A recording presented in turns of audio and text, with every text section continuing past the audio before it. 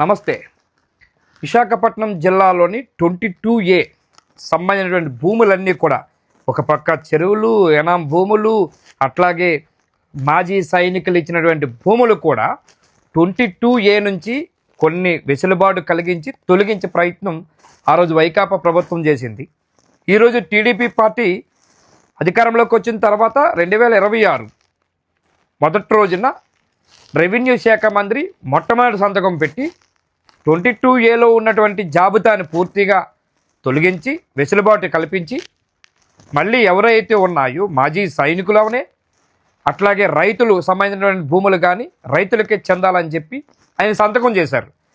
Private వ్యక్తులు ఎవరైతే ఉన్నారో ఎవరు ఆర్జీలు పెట్టుకున్నా ఎవరు ఫిర్యాదులు చేసినా దాన్ని ఆపమని చెప్పి జిల్లా కలెక్టర్కి ముఖ్యమంత్రి ఆదేశాలతోటి రెవెన్యూ శాఖ మంత్రి మొత్తం టోటల్గా కలెక్టర్లందరూ కూడా ఆదేశాలు జారీ చేసి దాన్ని నొక్కిపెట్టమని చెప్పారు. సరే, ఇదంతా ఒక ఎత్తు అయితే ఈరోజు తప్పుడు పత్రాలతో 22A ఆర్జీలు విలువైన భూముల్ని కొట్టేసే కుట్ర ఆనాడు ప్రభుత్వం చేసింది అని చెప్పి స్పష్టంగా ఈరోజు ఈనాడులోని రాసి ఉన్నది. ఓకే, నిషేధ జాబితా 22Aలోని అర్హులు భూములను తొలగించాలన్న ప్రభుత్వ ఆదేశాలను అడ్డుపెట్టుకొని కొందరు మళ్ళీ అక్రమార్కులు పాల్పడుతున్నారని ప్రభుత్వ భూములు కొట్టేయాలన్న ఉద్దేశంతో తప్పుడు పత్రాలతో ఆర్జీలు అందజేస్తున్నారని ఆరోపణలు వస్తున్నాయి.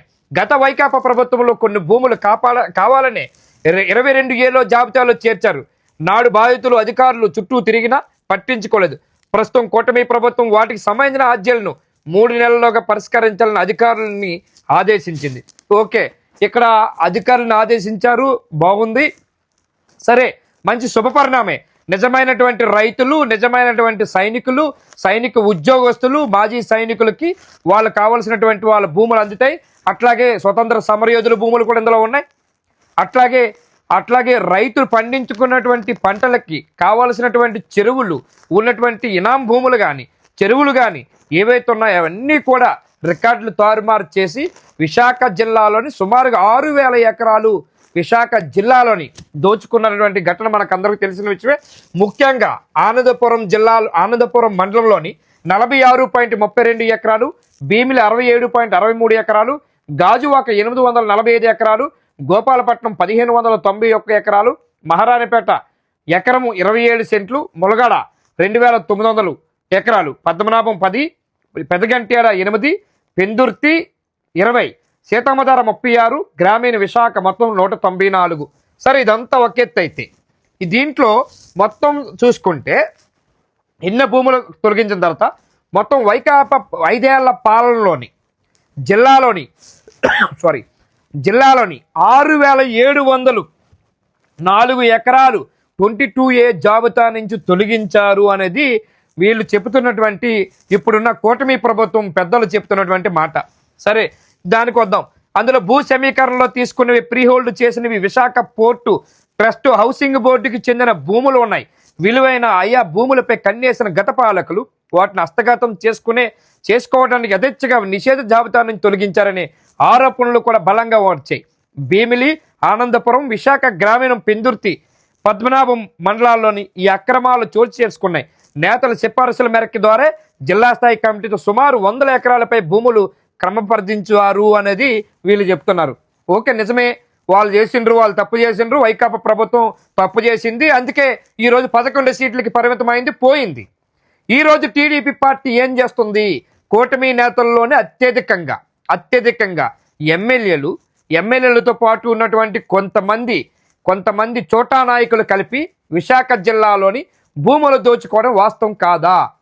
అనేకమైనటువంటి ఫిర్యాదులు రావడం నిజం కాదా? దీనికి ఆర్జీలు ఎవరు? ఇక్కడ ఒక చెరువులు కూడా వదలట్లేదు అనేది ఇక్కడ ఉన్నది. పద్మనాభ మండలంలోని రేవడిలోని సర్వే నెంబర్ 73/2లో అంటే ఇదే చెరువు 2లో ఉన్న 7 ఎకరాల 76 సెంట్లు యాతవాని చెరువుని నిషేధ జాబితా నుంచి తొలగించి 1B ఇచ్చేశారు. అప్పుడు అధికారులు ఏకంగా ఒక వ్యక్తి పేరు మీద రికార్డులు మార్చేశారు. ఇదే మండలంలోని పాట్నూరు గవర్రాజు చెరువుకు ఓ వ్యక్తి పేరిట పాస్ పుస్తకం జారీ చేసి హక్కుపత్రాలు దఖలుపరిచారు. ఖాతా నెంబర్ 5698లోని సర్వే నెంబర్ 106.1 10 ఎకరాలు, సర్వే నెంబర్ 107లో 10 ఎకరాలు విస్తరించిన చెరువుకు 1B చేయించారు. ఓకే, ఇది 1B చేయించారు. పద్మనాభ మండలంలోని ఆ పక్కన ఉన్నటువంటి ఏదైతే ఇప్పుడు ఎయిర్పోర్ట్ వచ్చింది ఆ ఎయిర్పోర్ట్కి సంబంధించిన పద్మనాభ మండలానికి మహా అయితే 5 నుంచి 10 కిలోమీటర్ల దూరం ఉంటుంది. ఈ దూరంలోని కోట్లాది రూపాయల విలువలు పెరిగినాయి, భూముల రేట్లు రెక్కలు వచ్చినాయి. అందుకని అక్రమార్కులు కన్ను పడిందని చెప్పేసి మొట్టమొదటి నుంచి అనుకునేదే. కానీ ముఖ్యంగా మనం నోట్ చేయవలసిన విషయం ఏంటంటే, ప్రభుత్వ భూముల్లోని అత్యధికంగా ప్రభుత్వ భూములు ఎక్కువ మోతాదులోని అత్యధికంగా ఒక్క గోపాలపట్నం ఏరియాలోని 1591 ఎకరాలు, అట్లాగే గాజువాక, ఒక్క నిమిషం, గాజువాక చూసుకుంటే 845 ఎకరాలు, అట్లాగే ఇది చూడొచ్చు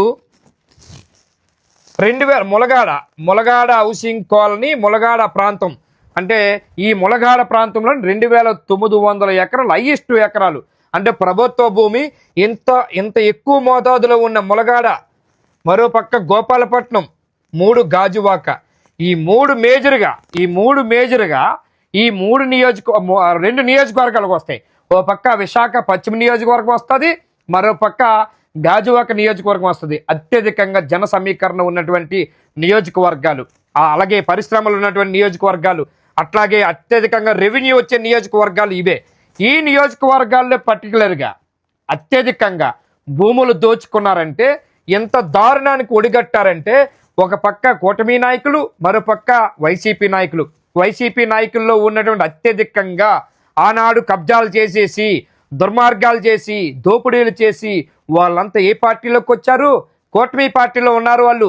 ఆ కూటమి పార్టీలోకి ఎందుకు వచ్చారు? వీళ్ళు భూములు కాపాడుకోవడం కోసం.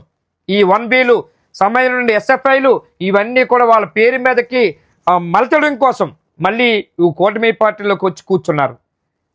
బాగా వేసింది వీళ్ళే, ఆజ్యం పోసింది వీళ్ళే.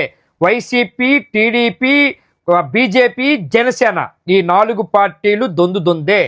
వీళ్ళు వెళ్తారు, వాళ్ళు వెళ్తారు. వీళ్ళంతా దొంగలు. కానీ నష్టపోయేది నిజమైనటువంటి రైతు నష్టపోయాడు, నిజమైనటువంటి సైనికుడు కావలసినటువంటి భూములు నష్టపోయారు.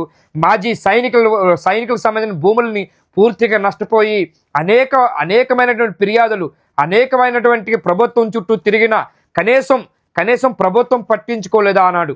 ఈనాటి కూడా అదే పరిస్థితి జరుగుతున్నది. మీరు ఎప్పుడు ఇక్కడ ఉన్నటువంటి PGRSలో మీరు కంప్లైంట్ చేస్తే, ఫిర్యాదులు చేస్తే ఒక్క రోజైనా వీళ్ళు పట్టించుకుంటారా? మెసేజ్లు మాత్రం వస్తాయి. మీ ఫిర్యాదు RDOకి పంపించాము, మీ ఫిర్యాదు RDO చూస్తున్నారు, మీ ఫిర్యాదు కమిషనర్ చూస్తున్నాడు, మీ ఫిర్యాదు ఇప్పటికే సర్వేకి పంపించాము, మీ ఫిర్యాదు ఇప్పుడే కలెక్టర్ ఆఫీస్ నుంచి ఇప్పుడే డిప్యూటీ కలెక్టర్కి వెళ్ళింది, ఇప్పుడే డిప్యూటీ కలెక్టర్ నుంచి RDO పంపించున్నారు అని చెప్పి అక్కడి నుంచి MROకి వెళ్ళింది, MRO దగ్గర నుంచి VRO చూస్తున్నాడు అని చెప్పి మేనమేషాలు లెక్క పెడుతూ వీళ్ళు చెప్పినవన్నీ అబద్ధాలు ఆడుతూ రెవెన్యూ శాఖలోని దారుణంగా అసలమైనటువంటి దొంగలు అధికార యంత్రాంగం, అధికారులు కలిపి ఈ రాజకీయ నాయకులు డబ్బులు ముడుపులు తీసుకొని భారీ స్థాయిలో దోచుకున్నటువంటి ఘటన విశాఖ జిల్లాలో జరిగింది. ఇందులో ఎటువంటి వ్యత్యాసం లేదు, వీళ్ళిద్దరూ దొంగలే. ఇది 22Aలో ఉన్నటువంటి ప్రభుత్వ భూములు ఏవైతే ఉన్నాయో, మాజీ రైతులు, మాజీ సైనికులు, ఈ భూములన్నీ మొత్తం ఆజ్యం పోసింది ఈ 2 పార్టీలు మాత్రమే చేసాయి. దాంట్లో ఎటువంటి సందేహం లేదు. మనం దీన్ని ఎక్కువగా మాట్లాడాల్సిన అవసరం కోలేదు. ఏది ఏమైనా ఇప్పుడైనా ప్రభుత్వం తేరుకొని ఈ సంతకం చేసినటువంటి రెవెన్యూ శాఖ మంత్రి ఇప్పటికైనా నిజమైనటువంటి పేద రైతులకి, నిజమైనటువంటి సైనికులకి, నిజమైనటువంటి స్వతంత్ర సమరయోధుల భూముల్ని వాళ్ళకి అప్పజెప్పే ప్రయత్నం చేయటం హర్షదగించే విషయం అని చెప్పవచ్చు. Thank you very much.